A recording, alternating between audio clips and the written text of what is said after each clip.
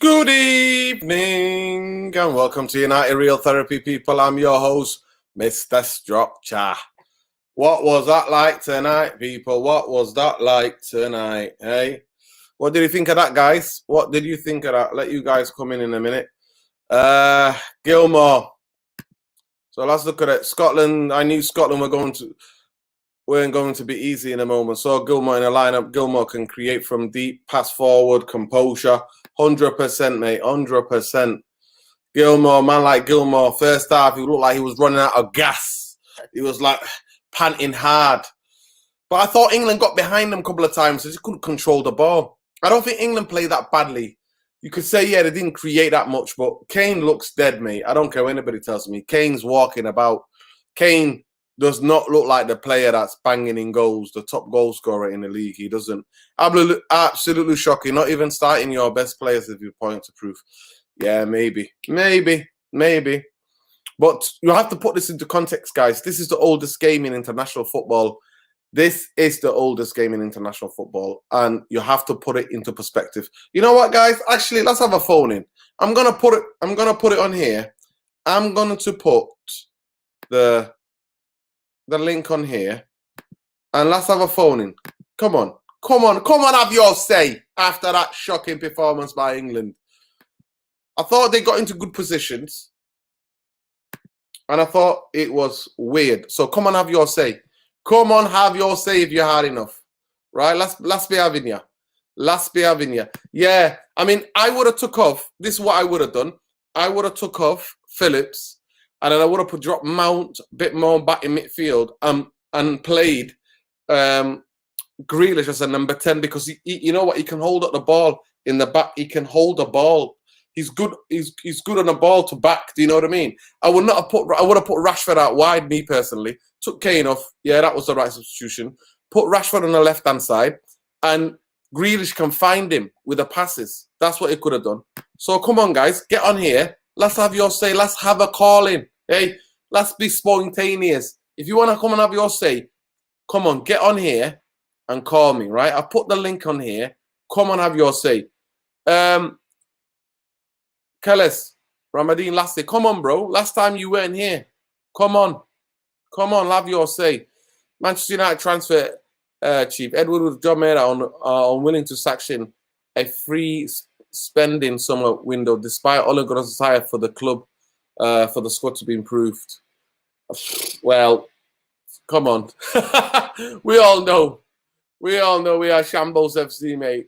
Jobs for the boys' business. That's what Man United are like. And tonight I thought Ole Gunnar Southgate. You coined it here first. I saw it the first time. I saw it here. Ole Gunnar Southgate. That's what I saw. So guys, come on, let's be having you.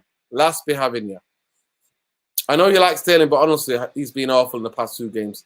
Well, he's not been awful in the past 2 games. I don't think he was that awful. I thought the first game was quite a tactical game. And then today, I thought the whole England team was awful because a couple of times when he got into the box, he made a great run and they couldn't control the ball. Mount did the same. But the substitution of taking Foden off, I thought that was really bad. But here we go. We got man like Aaron. Yes, brother. How you doing, bro? Good. How are you, bro? How was the day? Good. I'm good, man. I got a good day, bro. I talked to me. Other than that doll fest. Ole Gunnar Southgate popped out tonight. Reared his ugly head again. But talk to me. What do you think about the game? It was boring from England's perspective. I mean, because I'm living in England, I need to support England. Since I was a kid, I was supporting England. But then, could have been better. We have seen so many times in football, bro. A team can be good individually, but on the day, if the opponent wants it more, you tend to drop points. So that's what happened with us, I think, with England. Yeah, of course. I think it's a derby. I try to explain to people this is the oldest international in world football. The first ever 2 countries to ever play each other was Scotland and England in world football. So this is like 19th century in the 1800s. That was the first game. So that's what it is. So at the end of the day, Scotland had to. They had to get something out of this game because after the way they got beat. Bro, have you got me on YouTube? Do you want to just? I think you might have me on YouTube. You want to check one of the windows and just close it. Have you got me on YouTube? Am I on? on a Windows. All right. Okay, I'm just I mean, it was paused, but yeah. Paused, Yeah. Let's hope. Can you hear me? Feedback. I can hear a bit of feedback. I can hear myself maybe. I'm feeding back something. Okay, I've closed that window. What do you think of the midfield today? Because they're getting slated all over social media. People are discussing them. Apparently, people don't want them to start anymore. But we know that we always play with two defensive midfielders, with Man United and with England. So if it's not Phillips and Rice, it's going to be Phillips and Hendo, or Hendo and Rice. Yeah. So I don't know what people expect. In the next game as well, I don't think he will start Bellingham. He will have to start two defensive midfielders because the plan is not to lose first. Because if England loses, they might get knocked out. Yeah. Good evening, Big Ron. Good evening, Big Ron. I'm just saying that for me, Phillips should have come off. Declan Rice stay on. Phillips should have come off. Abdi, we can't hear you, but what did you think of that performance tonight? Hello, can you hear me? Yeah, I can hear you now, bro. How are you doing, first of all? How are you doing? How are you doing? I'm good. How are you? I'm good, man. What did you think of England performance tonight? I mean, Aaron's just mentioned that we played with two defensive midfielders. I thought in the second half, 60 minutes gone, you take Phillips off, and then or Declan Rice, either one of them, but mainly you take Phillips off because he's more of a number 8, and then you bring on what's his name? Jude. You bring on Grealish. You bring on play Mount just as a number 8 as well into that position, and then you take Kane off, put Rashford out wide, and put Sterling as a false 9. That's why I would even Dominic Calvert-Lewin. Yeah, or even that. Or something different. Gareth Southgate wasn't brave enough tonight. It was almost like you did Greenwood, brother. Greenwood, he's not in the squad. This was a situation, right? A non-orthodox striker. Someone. I mean, if Gareth really wanted a striker to come on, he would have brought DCL, but he brought Rashford. He needed something. He didn't change it. It was lethargic from start to finish. England did not have enough. There was no ideas from start to finish. Yeah. Guys, please smash a like. There's about 30 of you in here. Please smash a like. Get the algorithms up on this video and like and subscribe and share. You know, last night we were live. We hit 2,000 subscribers. So I'd like to first of all big up to every one of you, Therapy Army. This community is not the same without any of you guys. You make this community. You make this channel the way it is. We in this channel, we have absolutely one of your guys. The window's open. Arun, do you want to go out and maybe come back on, bro? Yeah, I will do that. Because I can hear myself a little bit. But you know what? This community is nothing without you guys. So the community is you. So it's not about credit to me or anybody else or to any of my guests. It's a credit to all of you guys for tuning in and having an interaction because it's raw, it's real, and that's what we're doing. You know what I mean? We're going to come on to Man United in a minute. Internet against the world. We're going to come on to Man United in a minute. Yeah, we're going to come on. Congratulations on 2,000 subscribers. Yeah, man. Thank you, bro. Listen, like I said, it's the community. For me, it's not about me. It's not individuals in here, bro. It's the community, man. It's raw. It is absolutely passionate. And we don't shy away from all things that are going on in the world as well. We don't shy away from Palestine. We don't shy away how the media moves in this country. We don't shy away from the racist media or racism that exists in different parts of the world. We don't shy away of sexism. We don't shy away of media manipulation and corporations taking the biscuit. We don't shy away from criticizing the football, football institutions and football authorities. We don't shy away from anything at all. That's how we do it. Yo, Lamy, lastminute.com, that's me. You know that. On Lamy's contacts, my name is lastminute.com. Lamy, welcome. Like, I saw your message and I was just thinking, do you know what? Because I do need to get an early night because I'm actually traveling up to Manchester. Oh, yeah, you are in it. You are, yeah. Let the people know what you're doing. Listen, let the people what you're doing. So, Lamy is a professional model, obviously. Oh, so semi. Okay, I'm getting there. You are a model. Stop it. Listen, once you get booked around nationally, you are professional. Okay, get with it. You know what I mean? It's not like Manchester. You know what I mean? The place you're going to, like remote parts of this country. That's what you're going to. But Lammy, even though Manchester is a city, but I suppose remote, yeah. Yeah. You're in the outskirts, innit? You're in the outskirts. You're in the outskirts of I'm Manchester. not too sure because I think I'll be staying like centrally as well. All right. Okay. Cool. Well, hopefully we'll meet up with you. Hopefully, fingers crossed. Yeah. We'll Like meet up with you. I think I should be free after like 4 or 5-ish anyway. Yeah. Defo. Cool. Lammy, Ollie, Gunnar, Southgate, reared his ugly head tonight. Talk to me. I told everybody this is why it's not coming home because of this fraud. He was so gassed after the first game against, we beat Croatia. They knocked us out in the World Cup. Listen, we can see even from their performances, their standards have dipped. They're not the same Croatia. If we played that team, the same Croatia from 2018, and we played that team against them, they would have beat us for sure. But at the end of the day, I wasn't convinced. I thought we just about edged them. And I thought, you know what? If he doesn't change it up, I feel like Scotland, especially after having lost their game and lost the game the way that they did, they're going to want to go out all guns blazing, like so many of their Scottish fans, and big ups to them. They came out in full effect. Nordine, I saw that tweet that you put up earlier. That was so funny. And it just goes to show how passionate these Scottish fans are. And they rose to the occasion. And all of this talk, right, about, Declan Rice, we need to get Declan Rice. No, because we have a CDM, our 5th choice CDM already, who absolutely outplayed this guy. Declan Rice was non-existent. I hardly noticed him in the game. And this guy deservedly got man of the match as well. And I thought he was brilliant. For somebody who's so young, right, he's fearless. And that's what I love to see from my CDMs, he's chasing down Mount, running with Mount, he's not afraid, he's not afraid of Money Mace and the labels. And this is why I want to see more of him. I feel like he's an asset to Chelsea, he's an asset to Scotland. His second, I think this is his second appearance, just absolute class as well. And also I want to give a massive shout out to Kieran Tierney, who I thought was exceptional today. The last ditch tackles, the defending was brilliant, spot on.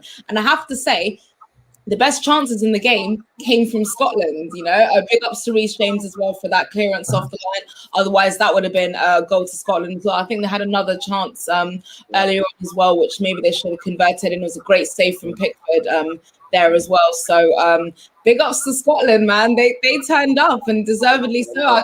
But anybody who can get something out of the game, it should have been them. Yeah, you know what? They needed it after what happened against Arun said when a team wants it more. How many times have we seen it? We play a team in a game and one team wants it more. But anyway, Abdullahi's in here. Abdullahi, listen, talk to us. What did you think about the game, bro? One second. Let me on. Abdullahi, can you hear me? Yeah, I can hear you. Yeah. Honestly, talk to me. I think all of us just lost 90 minutes of our lives. Honestly, a ball fest. I predicted a ball fest, unfortunately.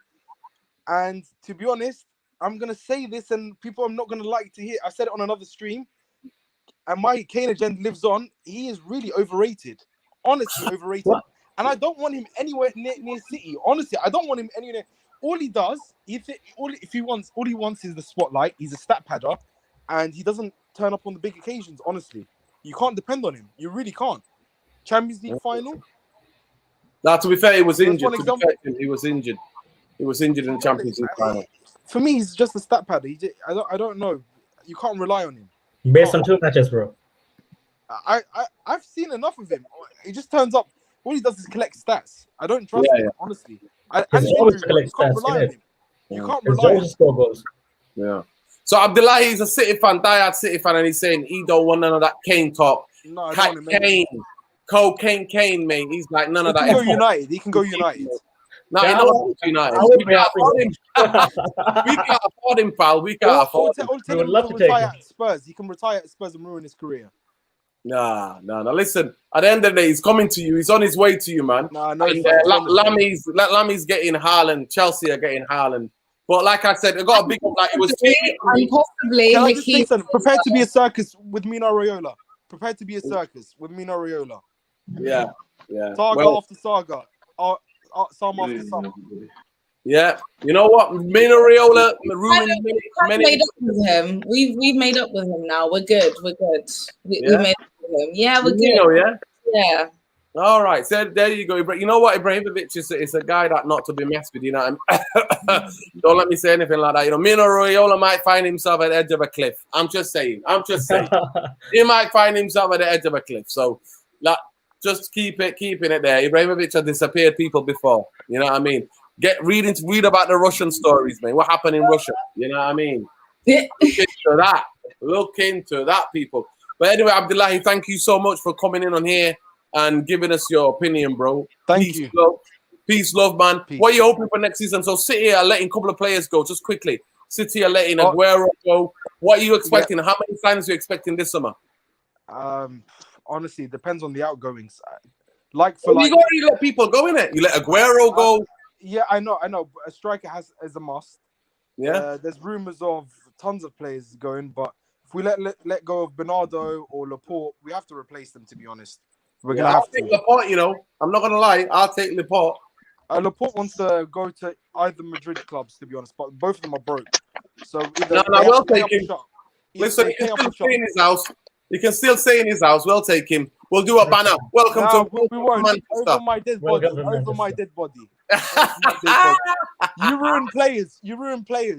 We certainly do. We are toxic FC, mate. Yo, I agree with you on that one. But you know what?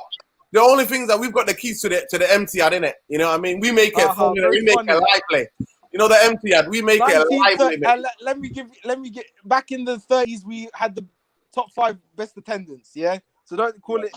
Don't say we have no fans. Don't say we have no fans.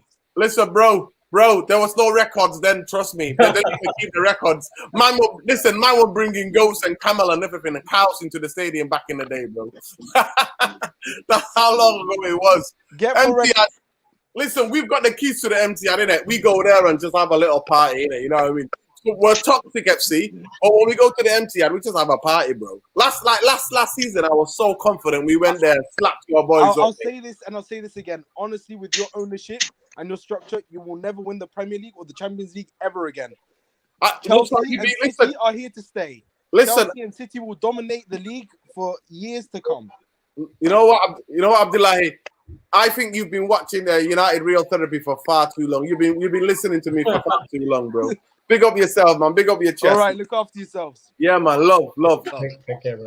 Oli Bumbaye's joined in the house, man. Oli Bumbaye, man. Congratulations to you and everybody else who's been on here and the whole community. 2,000 subscribers, mate. We've hit the jackpot. 2,000 subscribers. A couple of months on YouTube. 2,000 subscribers.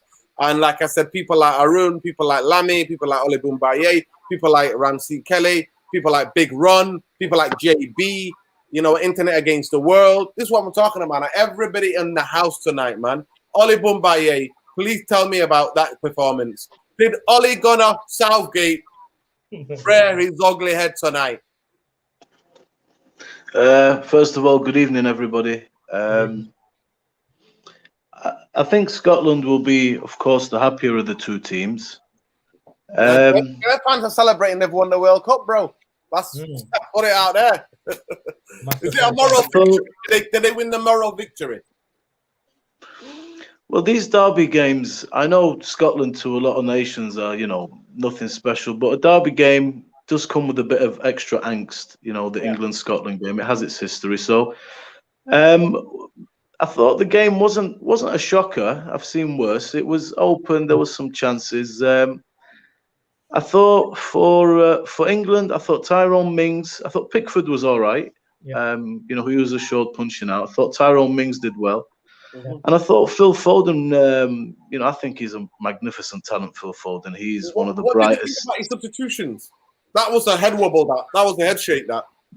Yeah, I can only think that, Kane, he wants to rest him because for me, Kane does look a bit leggy, to be honest. And, Foden today was the bright spark in England. And again, maybe he wants to rest him. He's resigned. A draw's not the worst thing, but really, England, you want to win that game. I thought for Scotland, I was really impressed with Scott McTominay. I thought I had a solid performance today.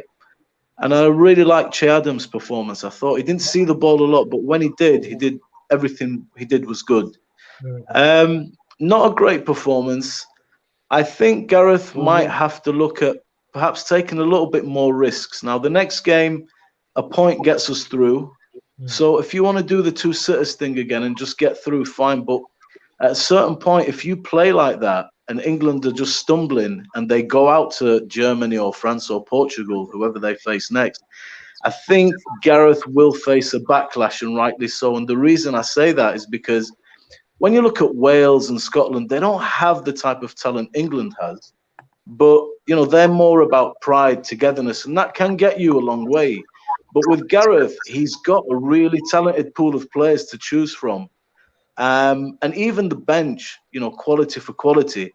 And the kind of football that I've seen from England is not comparable to what the man has in terms of players. So I would like to see him maybe go 3-5-2, an extra man in midfield, take a little bit more risk. You know, if it doesn't pay off, it doesn't pay off. But I want to see England play a type of football more in line with the technical ability and the exciting players that they do have, which I'm not seeing at the moment. And that is a shame.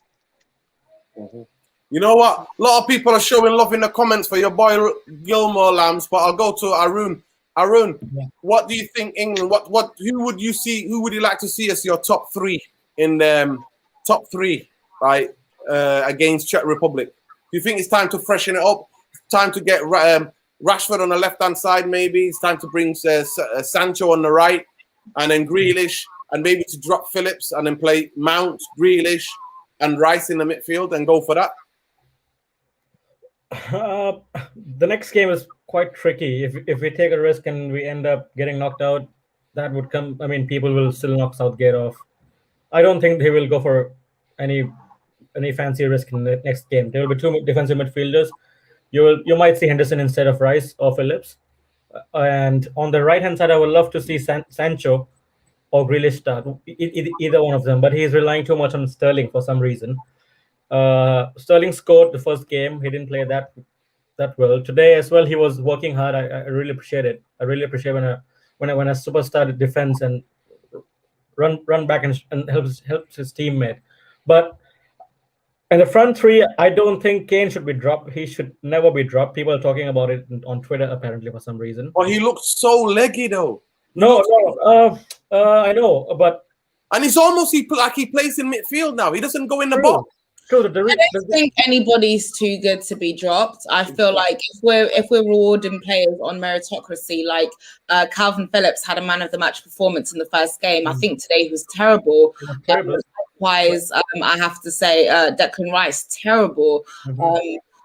Who else? Harry Kane, terrible. And these players, if they don't put in performances at the end of the day, there's players there on the bench who deserve their call up, deservedly so, who are waiting there to take your place. And if they come on as a substitute, if they don't perform up to par, they make a terrible mistake or whatever, then fair enough. It warrants a second look. But at the end of the day, I don't think anybody's too good to be dropped. Like, I don't think that you have to be there just purely based on who you are. If you have a bad game, then you have a bad game.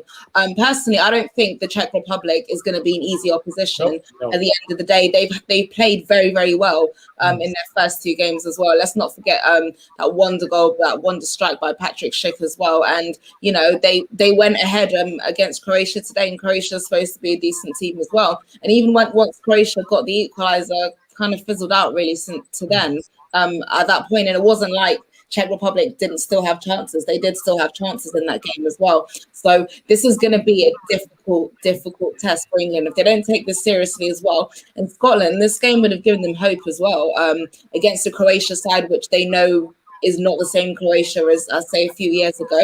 This is now going to give them the hope to push on and try and get the win that they need to try and keep their Euros hopes alive, to be honest. And I think England, if Gareth doesn't change things, doesn't change some of the players he's starting, we need some stability in that midfield and experience. If Jordan Henderson's fit, I don't know why he's not there. Again, I agree with you about Jadon Sancho and Jack Grealish as well. These are creative players. These are the ones that are going to make something happen as well.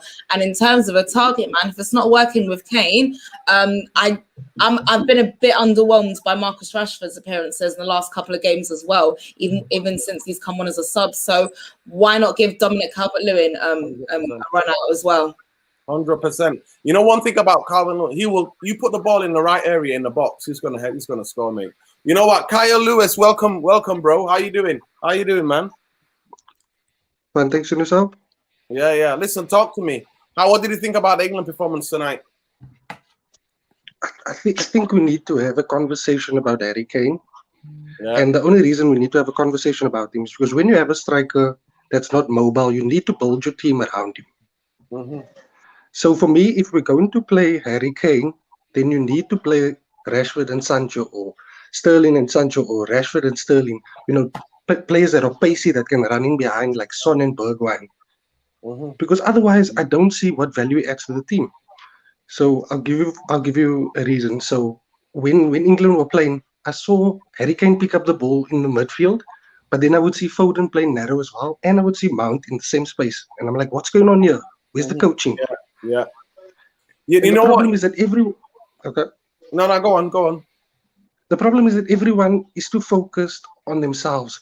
You look at the wingers keep on cutting inside. That doesn't help your striker.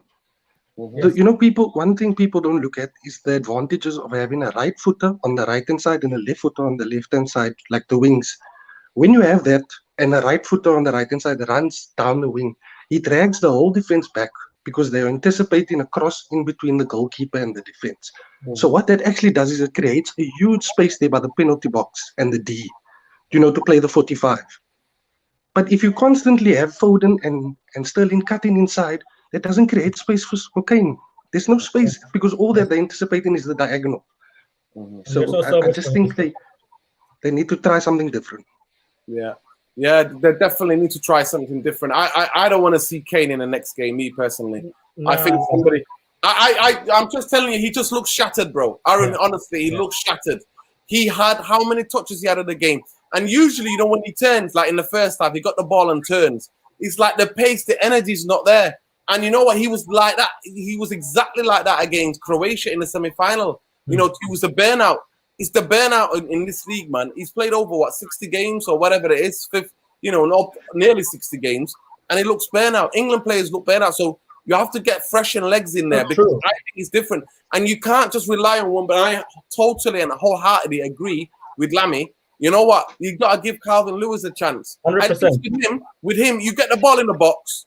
He's going to attack that ball. And one thing what he'll do as well, he'll hold up the ball and bring people into play. And that's supposed to be Harry Kane. Harry Kane's supposed to be good at that.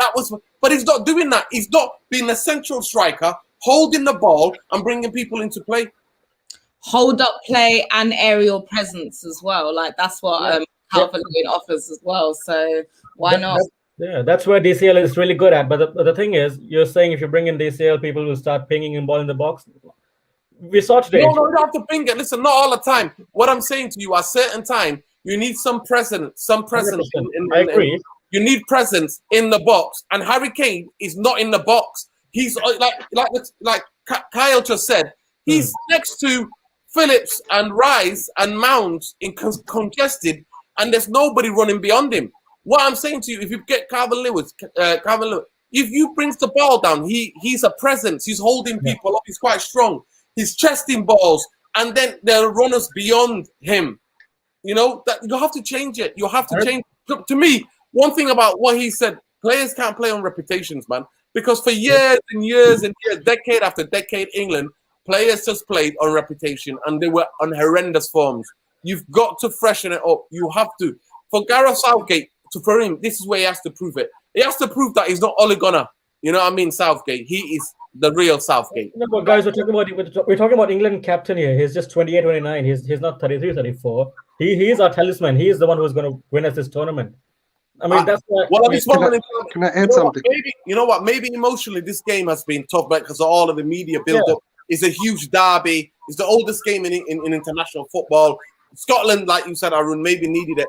But Oli Bumbaye, what do you think? Do you think Kane, it's time to give Calvin Lewis a run?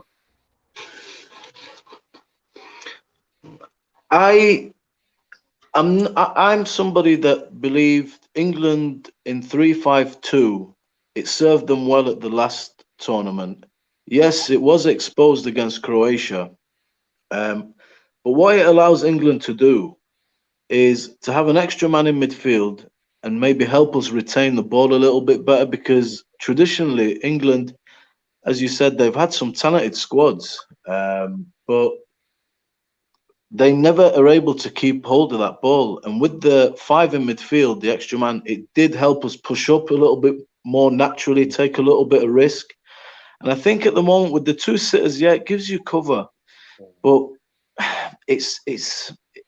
we're lacking any imagination, any real creativity, any penetration. I mean, everybody on here is making, in my opinion, some very good, valid points. I think if Kane is dropping deep, as my brother was saying, then have guys like Son. He likes to do that. You know, Son benefits from Kane dropping deep, vacating the space, and him running in behind. That's fine. But obviously, you've got to have a team that is going to come out of their shell to do that. Should Kane be dropped or not? I'm not saying he should be dropped. I said he looked tired. I mean, it doesn't mean you can't bring Calvert-Lewin on for 45 minutes. He's a handy player. He's brilliant in the air. And, you know, he's hungry. He's had a good season. So we've got, the point for me is I think Gareth has got a really good team to choose from, whether it's injuries or form or tiredness. You know, Calvert-Lewin is a handful. I mean, we're not saying, Arun, we're not saying to drop Kane forever. We're saying just freshen it up. That's all we're saying. Freshen it up. Yeah. It's been a long season. And like somebody in the comments says, Jose ran Kane into the ground. And already Ali G's on here, man. I don't know if the real Ali G, but he's saying, Ollie out, Southgate out. Wow, double. He's like, buy one, get one free. That's what he's going for. So guys, imagine if Southgate got sacked by England and then hired by Spurs. Oh man, that would be the Spursy thing. Can I just ask, what is there if England were to go out in a little bit of a whimper, playing the way that they're playing, and you know, there's obviously going to be a backlash. The media in this country just seem to build the team up just to knock it down. But who are the alternative managers? I mean, this is an exciting young group of technical players with a lot of ability. I like the idea. If Southgate was to be replaced and England, you know, do flop in this one, I do like a manager like Eddie Howe. He's exciting. I said it already. Yeah, and I think Graham Potter has done a really nice job, tidy football at Brighton. So one thing, what I would like though is, I think for me, any nation that's established in football should not be getting a foreign manager. So I think that's a complete cop-out. You wouldn't see Italy have a non-Italian manager, or Germany or anything like that. So I think you want to have an English manager if you want to win it properly. That's just my personal opinion. I think England is a footballing nation. You've got the strongest league in the world. It's, you know, it's said the most popular. So you need to breed and have one of your own in charge of the team. Yeah, listen, we went into Over England. We've got about 4 people on here who are United fans. Internet Against the World has been on it with the quotes. Internet Against the World, you need to quote the things again. So we need to talk about a little bit, and we get Lami's take as well on Man United. So basically, what Internet Against the World has been quoting is basically talking about an article that's in The Athletic, basically telling the whole world what I already been telling the whole world. See, I don't need to be writing in The Athletic to tell people the information. I've already been giving this information out. Matt Judge is a banker, accountant from Bristol University. So was Richard Arnold. So is Ed Woodward. So Judge, he says here, Judge is seen the right-hand man of Woodward. Is assisted by John Mayer, United's the head of footballing development. Well, that's the position to have the elite performance in the Premier League, right? So what the article, Judge is understood to be the man that sounds out agents where the players want to come, and often points to contact representing United players in negotiation over new deals. I mean, please, can somebody tell me what the hell does he know about football? He's the type of guy who gave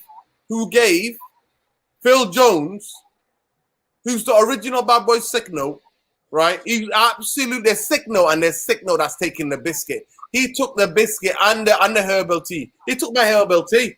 I had to rub it back against him. You know, I had to get it back off him, right? And that's the man he gave 4.5-year contract to. So who are we talking about? So Oli Mumbai, I'll come to you first. You said to me, give them a chance, yeah? You've seen how Leicester are moving. Leicester already signed 2 players.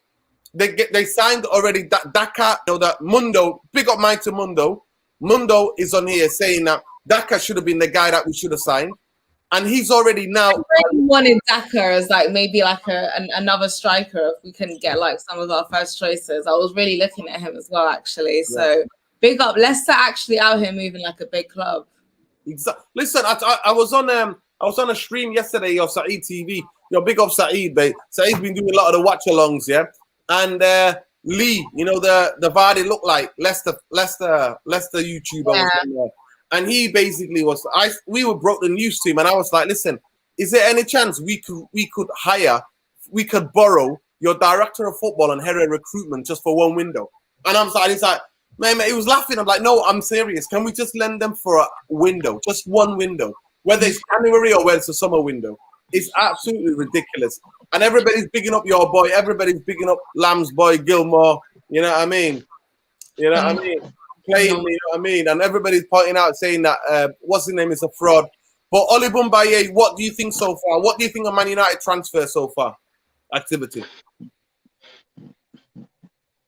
Well, give it a chance means you'll have to ask me that once the transfer market's done. When we've signed what we've signed and the dust settles, then we can talk. But right now, it's still in the give it a try mode. So how come that doesn't apply to Leicester? We need a bigger summer than Leicester. Leicester already signed 3 players or 2 players. Yeah, I understand that. Leicester can sign 10 players, and it's not my concern. Our club It's not your concern because it's pointing out this supposed structure we have. And Leicester are moving like a bigger club than Man United and have been in the past 4 or 5 years. So it's showing it up because there is nothing. I really understand Nuruddin's frustration because look at the quality of the signings they're making, and they're only playing Europa League football. United have qualified for Champions League football. How do you expect to compete in the Champions League if you're not making the signings that this Europa League team is out here making?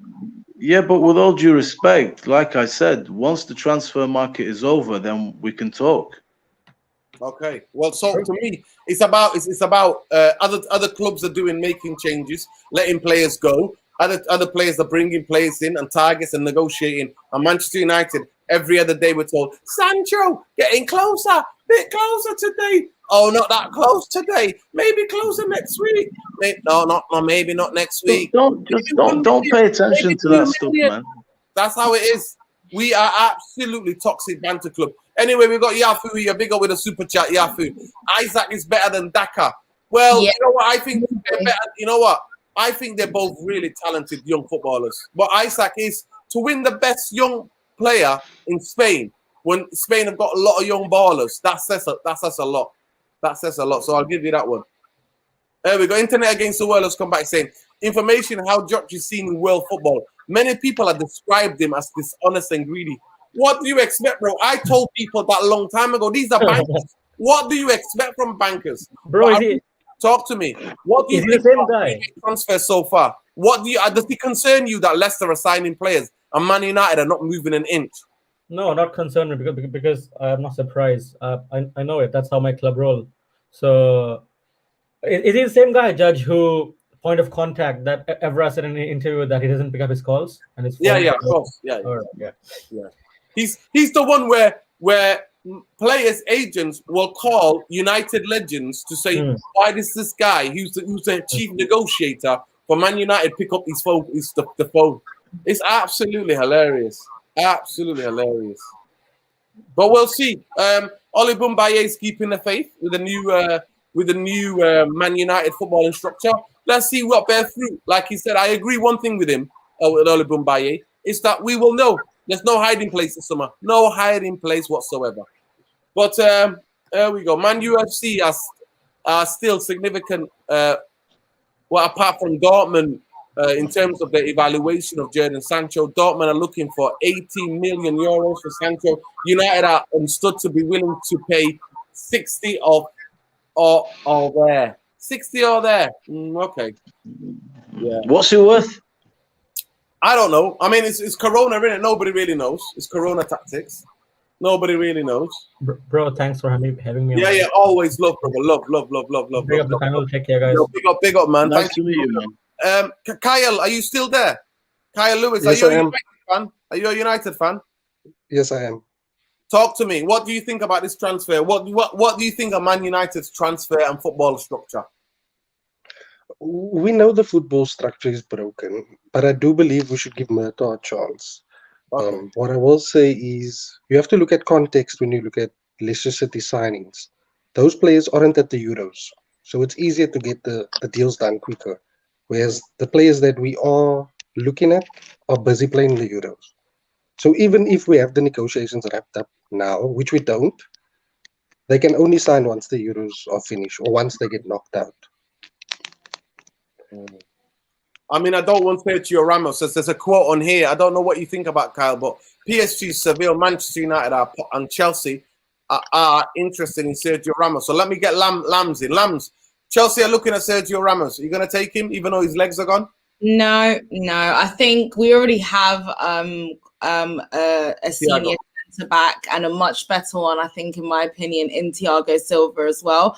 And I think for somebody of his age, he still has, some legs and pace and fantastic ability as well. I'm not saying that obviously Sergio Ramos is another one of those top centre backs, but Thiago Silva is also in that category of top senior centre backs. And I think we need to start building the squad, start thinking about the future, because obviously Thiago Silva maybe has one more year.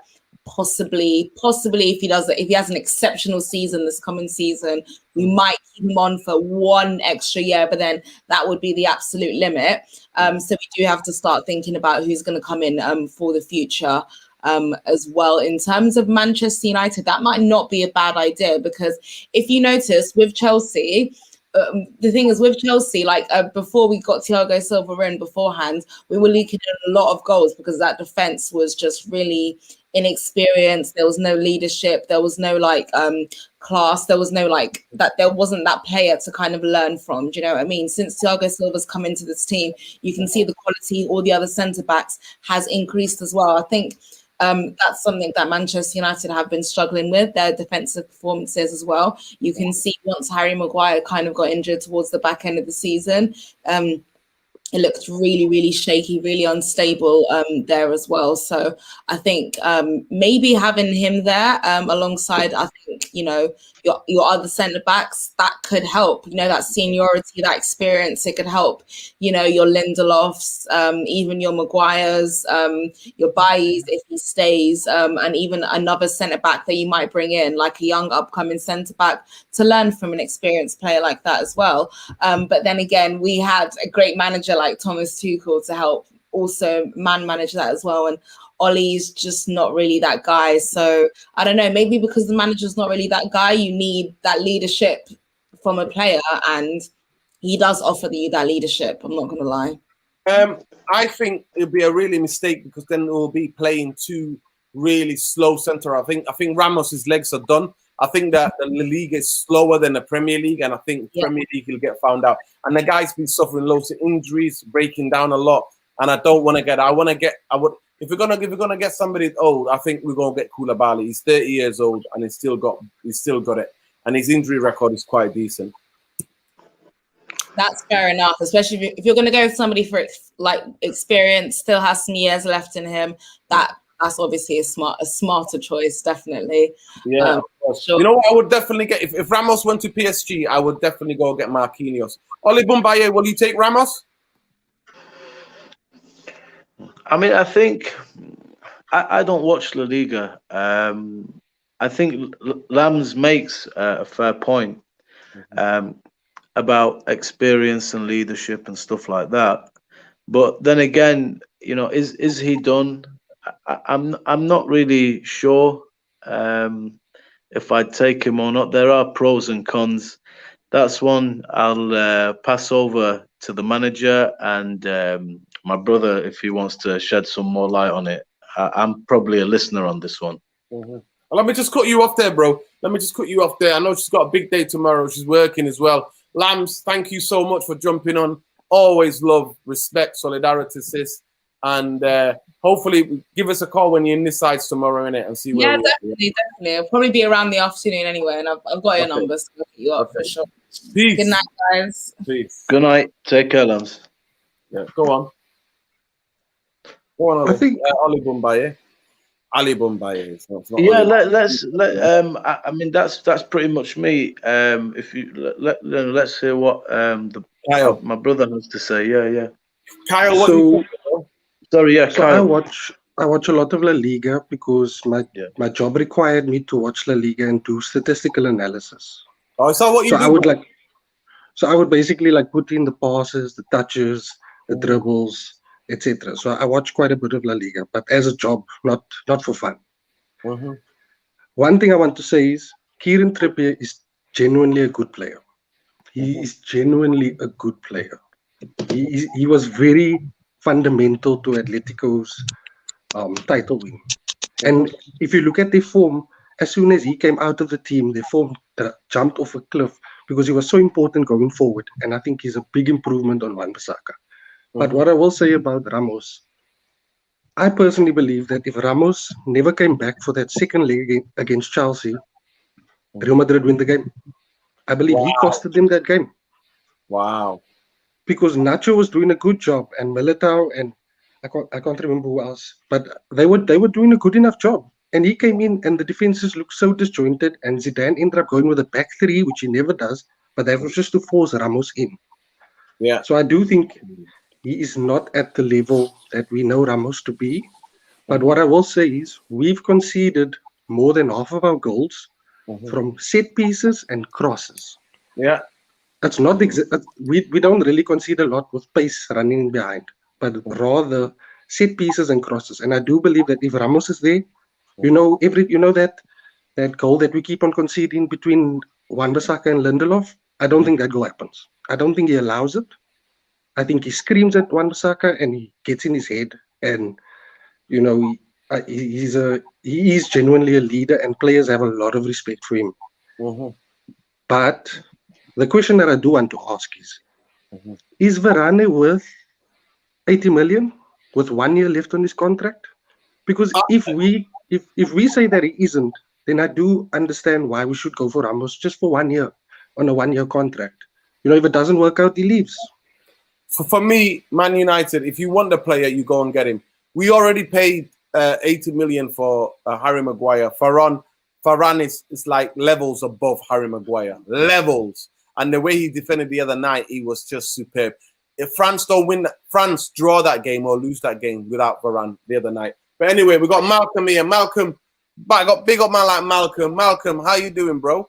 First of all, man. Everybody good? What time is it there in the US? Right now it's 6:22 p.m. Yeah, man, 6:30. But early evening, sun shining. Sunshine. Sunshine, yeah, man. Listen, so talk to us. What are you thinking of Man United transfer so far? And guys, please get the likes up. We've reached 2,000. Thank you to every one of you, Therapy Army. This does not happen. Oli Bumbaye, Malcolm, Kyle here. This is a community, man. Raw, real opinion, fan opinion, man. And we don't shy away from any of the controversy. So, Malcolm, tell us, what do you think about Man United's transfer so far? And where Leicester are signing Dakar, Leicester are signing Babukari, Leicester are signing these players. What do you reckon? Man, to be fair, like with this transfer window, man, honestly, I don't even know what to believe right now. Like, I feel like this Sancho thing is it's been going too long. It's been going too long. I just feel like there's a lot of like lies, a lot of like, people just putting fake stuff in the media just to gas us up. And so, like with this Sancho thing, even if you get him, I'm still not gonna be like that because honestly, we should have signed him last year. Like this is like we're still haggling over signing that we should have signed last year.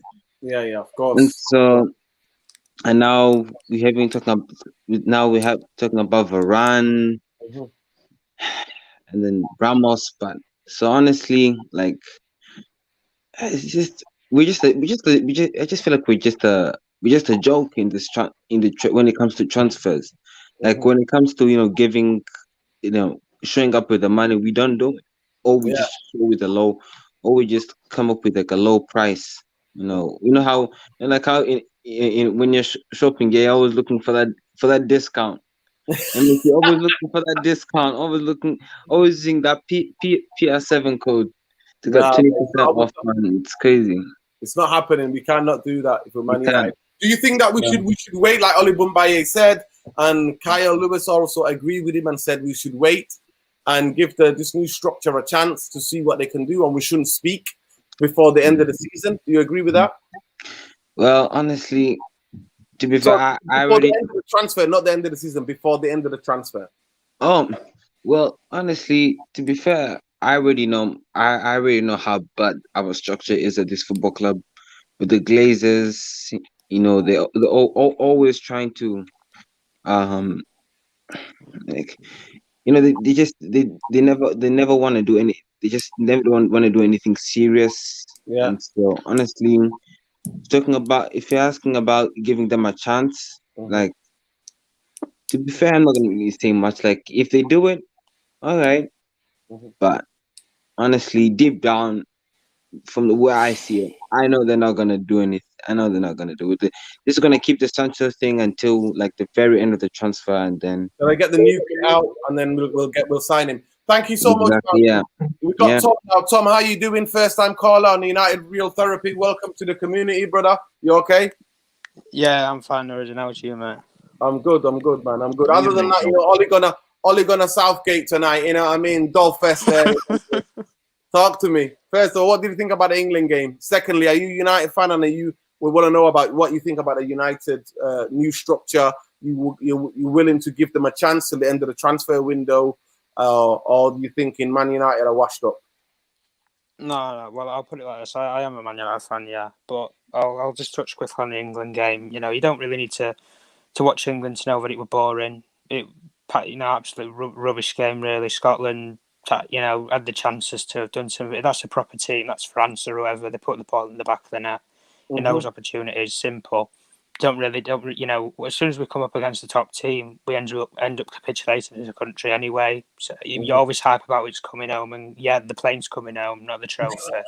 So we don't really need to talk about the Euros that much regarding England. But on Man United quickly. First thing you've got to say is Glazers out. Simple. Don't need this bog standard, this crap about fan forums after 16 years. If they wanted to do something, they should have done it years ago. The problem is you can't find anybody with £5-6 billion to pay for the club right now.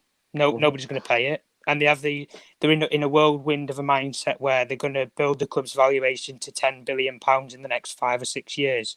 Deluded and ridiculous figures. I don't know where they're getting the figures from, to be honest with you. Man United's a wealthy club, yes. But is it really worth £6 billion with the shitstorm that it's in right now? So, pardon my language, but it's not worth $6 billion. Clubs like City are worth $6 billion with the position that they're in now. Anybody in the right mindset would buy Manchester City or Manchester United for the right price. Simply. I like we talk about the transfer structure. Internal appointments. John Murtroyd and bloody Darren Fletcher. Internally, as soon as Ed Woodward goes, it's going to be Matt Judge or Richard Arnold, whoever. It's going to be another banker. We're not going to all this crap about getting Van der Sar or somebody like that. It's never going to happen. We can dream as fans for that to happen, but it's never going to happen. And all this crap about with Sancho and stuff, I'm sick and tired of hearing it. We should, like the other person said, we should have signed the player last summer. He was our player to get. Nobody wanted him last summer other than Man United, and nobody's wanting him again this summer other than Man United. So why are we hassling over £11 million? Sign the player, move on to your next target. Because Sancho's not the answer to all our problems, and in theory, let's be honest in saying it, he shouldn't really be the priority target. The priority should be a centre back and a CDM. Boom! They are the two major priorities. I would rather spend the Sancho money on getting Ndidi possibly in CDM, or go out there and get Varane possibly for that.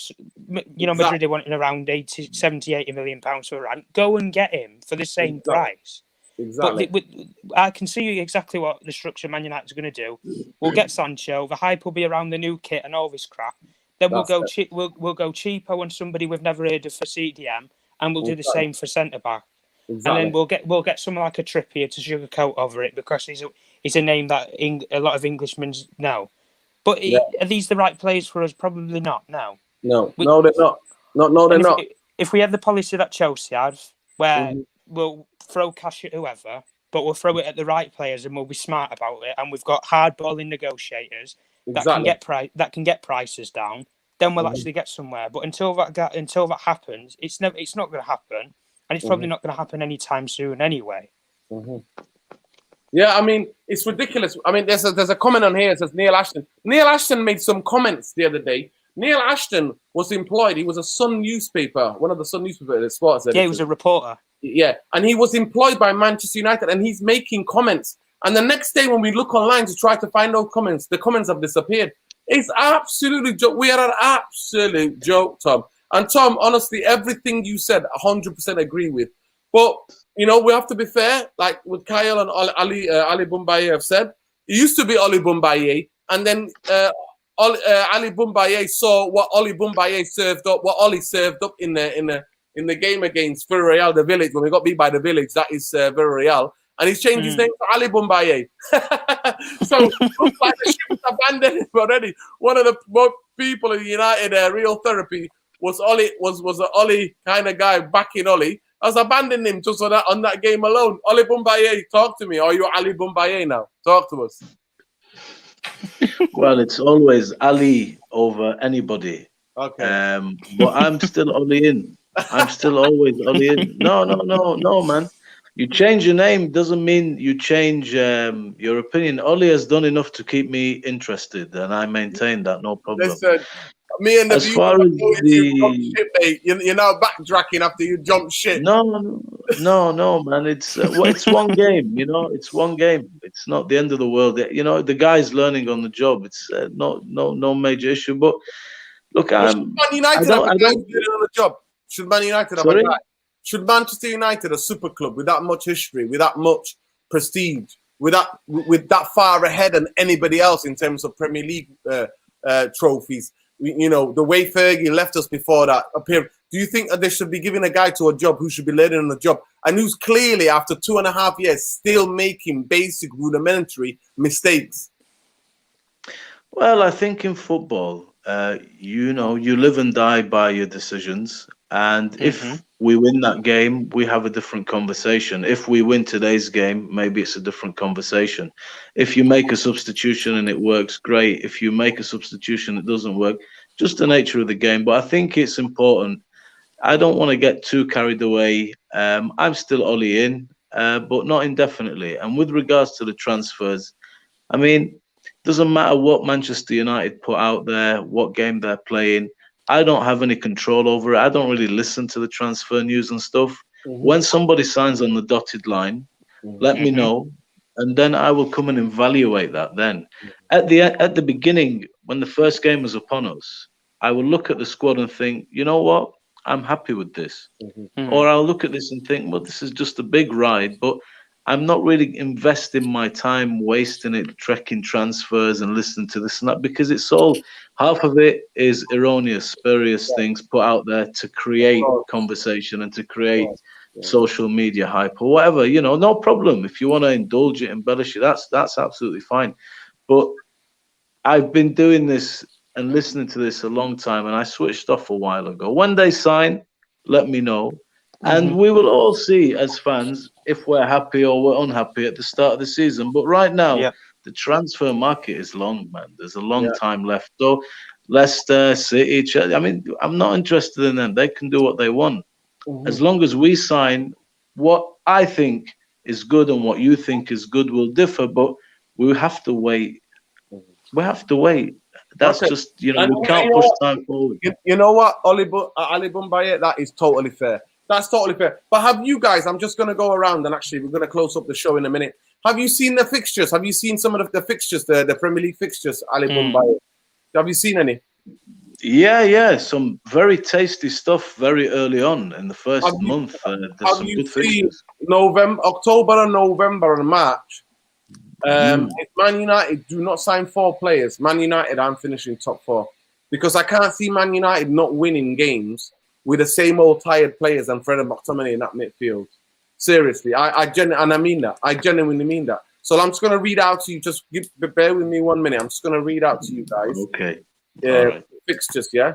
So here we go. In October, right? So I'll go to Tom in a minute, and I'll come back to you, Oli Bombaye. In October, Man United. Ali, it's Ali Bombaye. No, I know. I'm saying Ali Bombaye. So you know what I mean. I keep saying Oli because that's what you wear at a show. Everybody knows you as Oli Bombaye. I still am, but my name is there. Okay, Ali Bombaye. Noden. In October, we got Everton at home.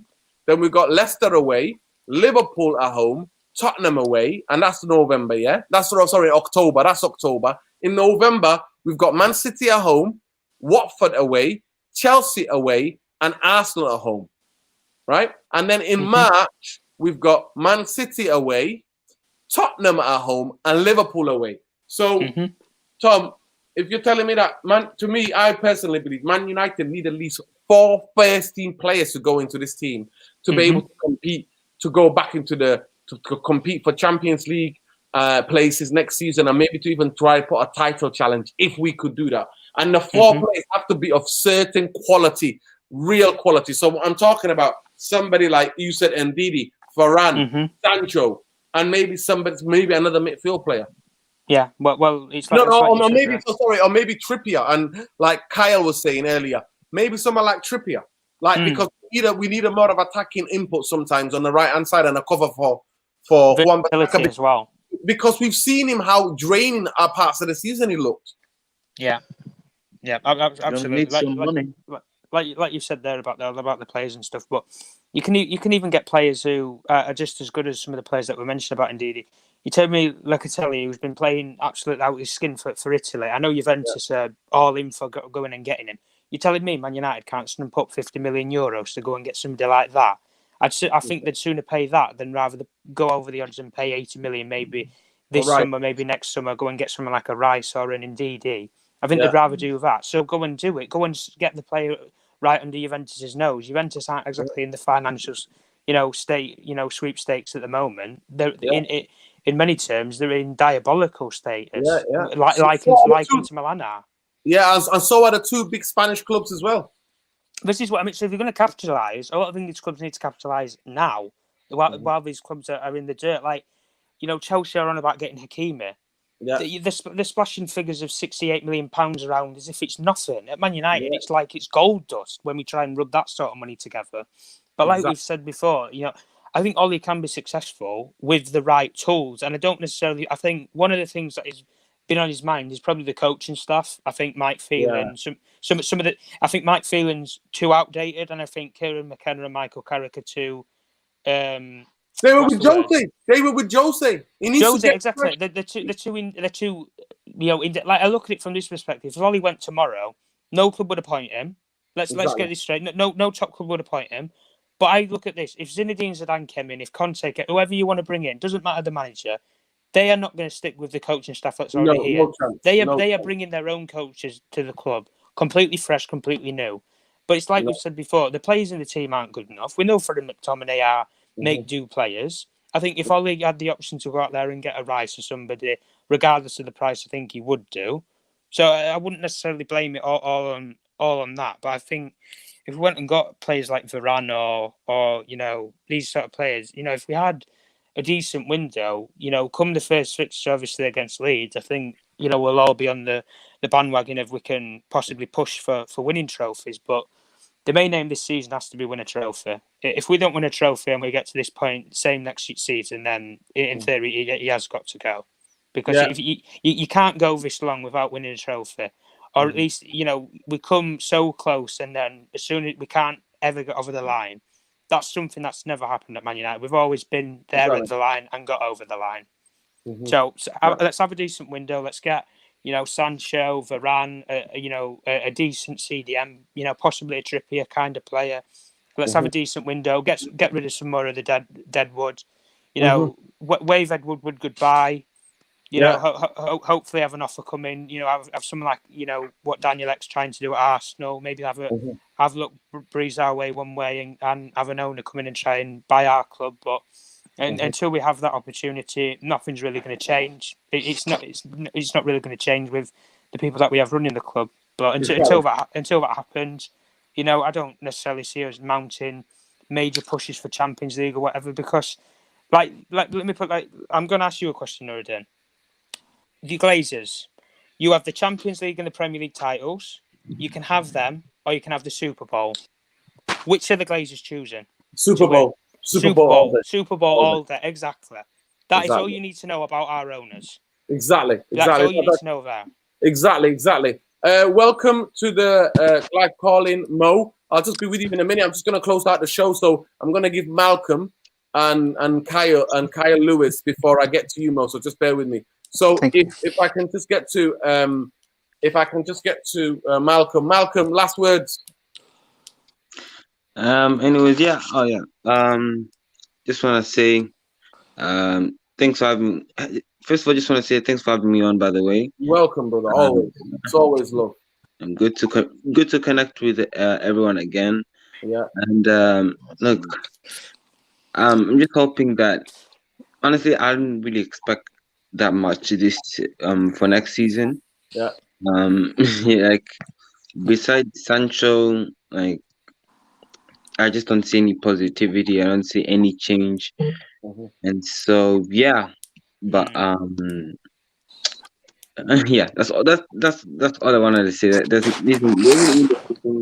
isn't really anything that I can come that can come to the top of my head. But thanks for having me. Thanks for having me on, and make sure guys to subscribe to Nodin's channel. Yeah, man. Congrats on 2K again, and so thank you. Hopefully, you're part of it, brother. You're part of the journey. This is not just your channel that's enjoying, man. And I'm saying that for every single, and that's not a cliche. Trust me. I started this thing because I wanted to build the community, and so many of you were literally hounding me on the internet, telling me, once you gotta start that channel, and the channel is for you. So all of you guys to come on here like we're doing tonight, have a conversation about England, have a conversation about Man United, the club that we all love and support. So thank you so much, Malcolm, and don't be a stranger.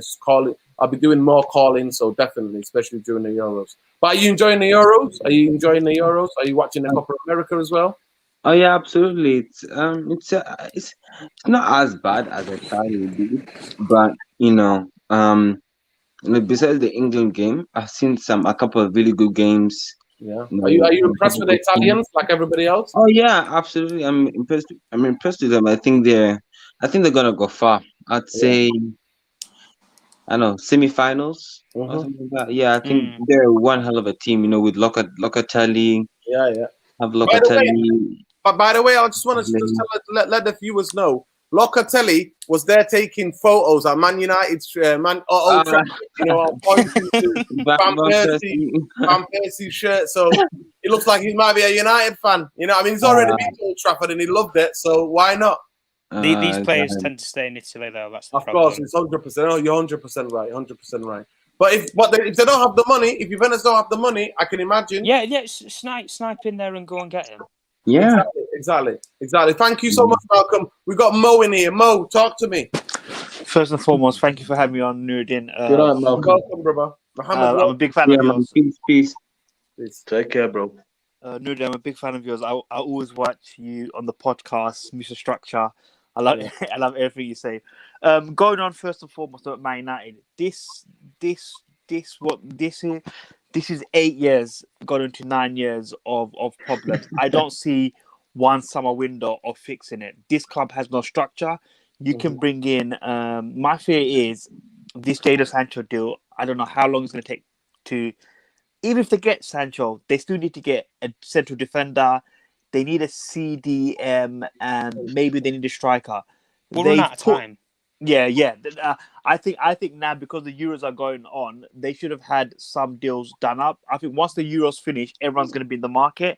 Yeah. I don't see Manchester United winning a league under this ownership. You can get, and I think for me, Ole Gunnar Solskjaer will be. I think he's going to get sacked by mid next season.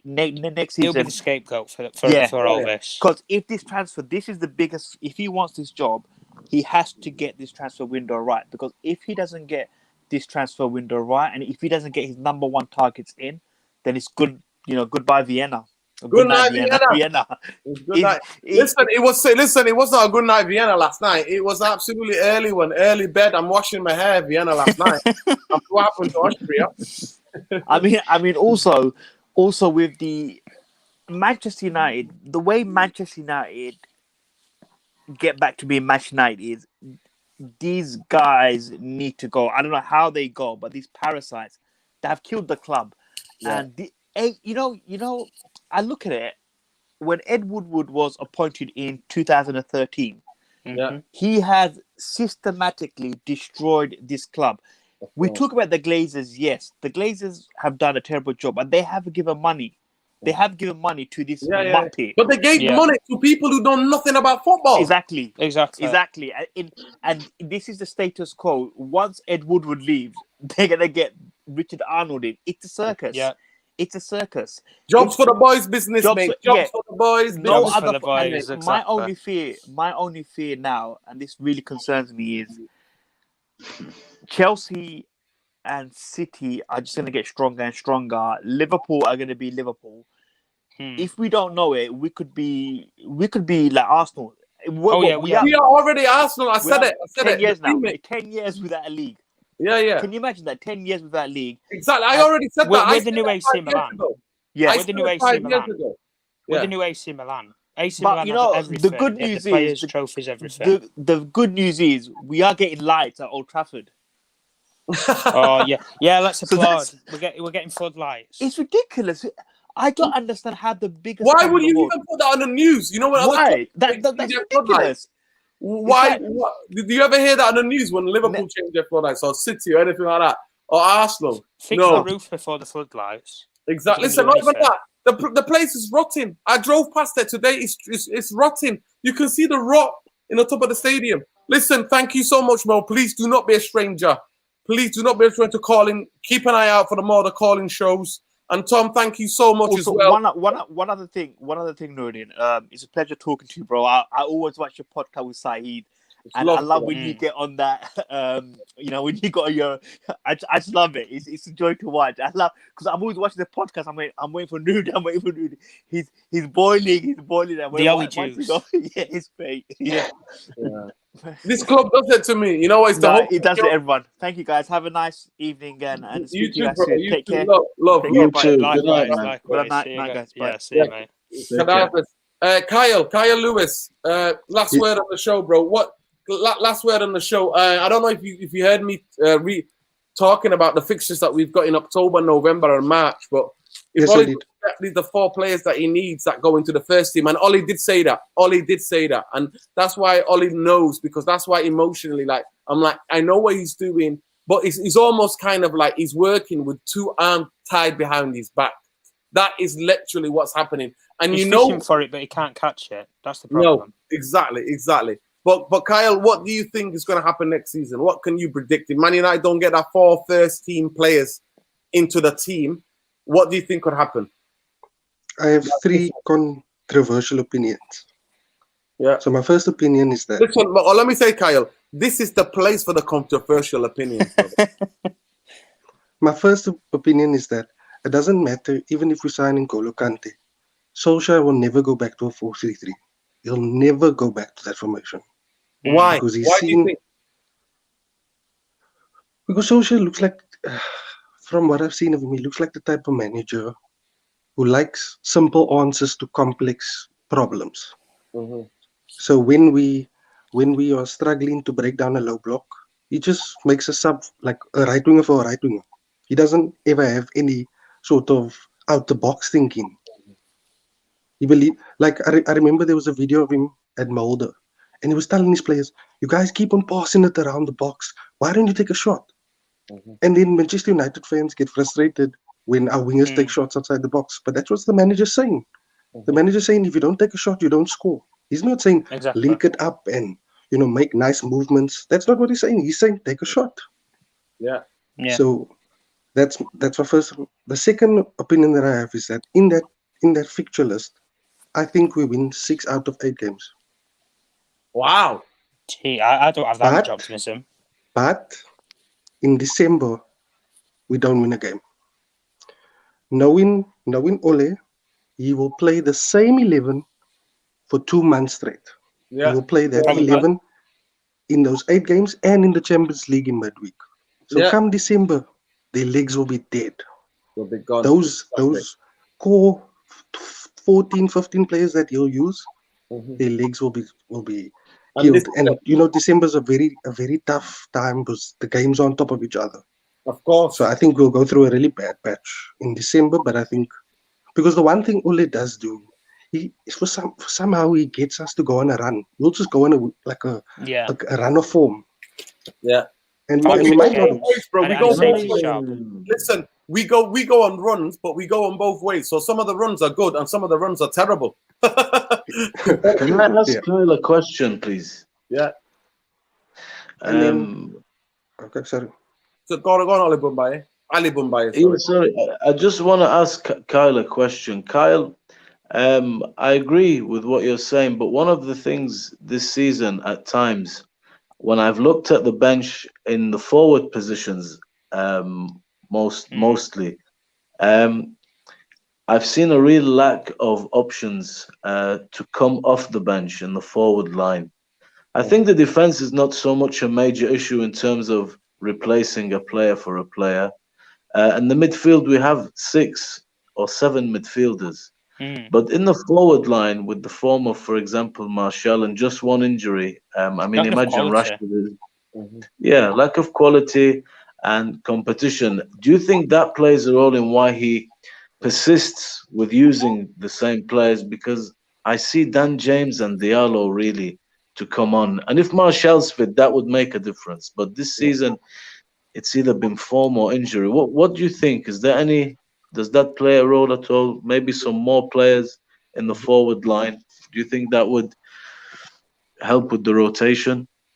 You know, Ole is a manager who really gets a lot out of players. Like he squeezes the last bits out of them. So that's I do think if you trait like Fergie. By the way, Kyle, that's a good trait to have as a manager. Man management. Man management. So I do think if you give him more quality, obviously the results will improve. I definitely do believe that. But I don't trust his ability to find the right combinations. We really struggle with the right combination. So for instance, we found out that Pogba and Cavani.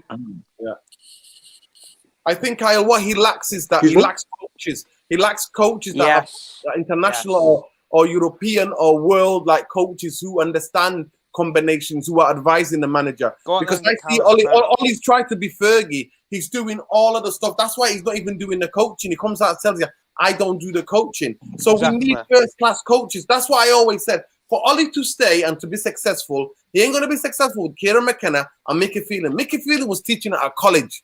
That's how much of a loop he's he is. Picking up his pension. That's what Mickey Phelan's doing. He's picking up his pension. Like when you see all this crap where they put the training videos out or whatnot, do you ever see Mike Phelan booting the roll around or giving instructions? I don't even see him in some of the shots half of the time. It's always McKenna or Carrick. And the goalkeeping coach. Even the goalkeeping coach, where he ended up leaving. I know he had the bust up with De Gea, but in a way, Ollie was the man who made the decision to kick him off the squad and then go and appoint somebody new. Well, and the person we've learned new is it was the third choice goalkeeper. Lee Grant is going to be who he is now, the goalkeeping coach. It's a laughing stock. It is an absolute job for the boys' business. Job for the boys' business, guys. Listen, Kyle, I'll give you the last word, bro, on the show. There you go. Oh yes, and I don't think Ole will be fired for the next 2 seasons. I genuinely don't. Not that I want him to stay, but I don't think he will. So we'll get a new deal then, in your opinion. But they've sacked Kyle. That's really interesting because so far this new structure of Man United in the last 9 years, or 8 seasons, if you do not finish, every time they sack the manager, it's because if you do not finish in the top 4, they get rid of you. Yes. That's constant. But I can't see him not finishing in the top 4. I genuinely can't see. I don't know how, but Manchester United keep on winning games. I don't know how, but we keep on scraping 2-1s, 1-0s, 3-2s. I genuinely can't explain it. Yeah. Well, sometimes. Yeah, you know what? It happens, but to me, I understand what Ollie's doing. I can see that, but I never get involved in that Ollie out, Ollie in, because I think the bigger problem is the bankers that run our Bankers, club. It's the bankers who know And the have zero businessmen knowledge about above. football, and it's the Glazers who don't give a damn. Like Tom said, what are they asked about? But the Buccaneers winning the Super Bowl or Man United Yeah. winning the Champions League and the league. And I'm Yeah. afraid the truth is there. It's laid bare. It's Yeah. absolutely laid bare for everybody to see. But guys, I want to big up every one of the callers who called in tonight. I want to big up every one of the people who commented, and I want to big up the Therapy Army. And now we're on a journey, we're on an adventure. So please get people to subscribe to the channel, and let's build the community even bigger and invite more people, because I think we've got something special here on this channel where everybody's voice is heard. And I don't need more, whoever disagrees with me or agrees with me, there's zero agenda on here. The only agenda is love for Man United and honest, real opinion. If you got an opinion and you can back it up, you're more than here to voice it. And Tom, thank you so much. Definitely, we're gonna have you in next year, and we would like to see you as well, bro. So definitely, we need to get. You know what? Like Khalid Ramadeen Lassie said, with the road to 10K. That is how confident, and that is how the Therapy Army are moving. You know, that's the mentality. Man United need to learn from that. That's mentality there. Exactly. But thank you so much, Tom. Thank you so much, Kyle. Thank you so much to every one of you who contributed into that. Let's hope England beat Czech Republic and we go through, man. But yeah, in terms of, it's just been one of those nights, man. Like somebody said to me, you know, it was on this channel weeks ago where somebody said, Ole Gunnar Southgate, and that literally made me laugh. So tonight he read his ugly head, and everybody was like, it was like matching Man United. You know, people would say it's like watching Brazil. Tonight it was like watching Man United with two holders for the full 90 minutes. But anyway, we go again, guys. We go again. Enjoy the tournament, and let's hope that this club that we all love gets his, you know what I mean, just gets his house in order, and really just treats the fans with respect and our heritage with respect. So thank you, Tom. Thank you, Kyle. Please do not be strangers. I'll be doing more calling shows. So please keep an eye out. If you're both on Twitter, follow me and I'll follow you both back. Yeah. And let's do this, guys. Let's do this. But thank you, Therapy Army. Peace, love, light. Keep it locked. Hopefully we'll be back tomorrow night. Tomorrow night, maybe it's like later time, looking back on the French, Portugal. Is it a French? No, it's a Germany-Portugal game. Yeah, Germany, Portugal, and Hungary. And then a French-Hungary game. So we'll be looking back at two cracking games from the group of death. So peace, love, light. Take care, people. See you, everybody.